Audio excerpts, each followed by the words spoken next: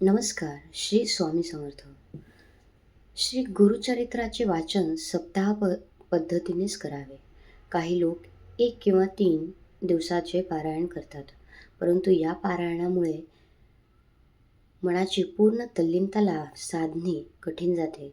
कारण खूप वेळ बसावे लागल्याने शरीर व मन दोन्ही थकून जातात व शेवटी कसेबसे वाचन संपवले जाते. परंतु अशा वाचनाचा उपयोग होत नाही.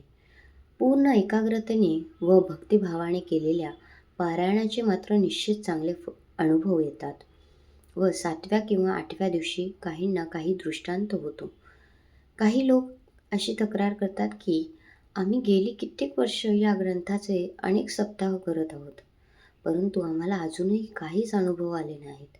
सप्ताहाच्या काळात बाहेरचे खाऊ नये, बाहेर पाणीही पिऊ नये, व्रतस्थ राहावे व कमी बोलावे.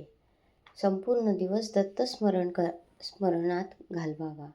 वाचन करताना कथा विषयाशी एकरूप व्हावे. तो प्रसंग डोळ्यासमोर घडतो आहे असे वाटले पाहिजे. शक्यतो वर वाचनापूर्वी संध्या व किमान 108 वेळेस गायत्री मंत्र जप करावा. रोज देवासमोर धूप जाळावा. अखेरच्या दिवशी पुरणपोळीचा नैवेद्य दाखवावा. घेवड्याची भाजीही असावी. धन्यवाद. असेच नवनवीन व्हिडिओ बघण्यासाठी लाईक करा, शेअर करा आणि सबस्क्राईब करायला विसरू नका.